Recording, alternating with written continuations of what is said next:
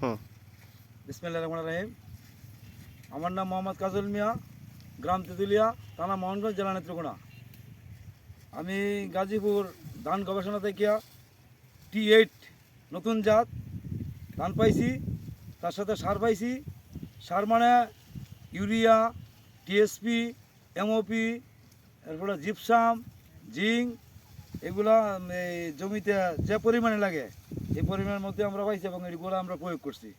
এবং এই যে ধানের এই এবং তারা বলছিল এই ধান নতুন জাতের ধান এই কিছুটা ব্লাস্ট বিরোধী, এটা আমরা মানে খাবার এটা বোঝাই যায়, এটা ব্লাস্ট বিরোধী। হ্যাঁ, অন্য অন্য 28, 84, 88 এগুলোর মধ্যে ব্লাস্টের আক্রমণ আছে, কিন্তু এই যে নতুন যে T8 ধানটা এটার মধ্যে ব্লাস্টের কোনো আক্রমণের কোনো আলামত নেই।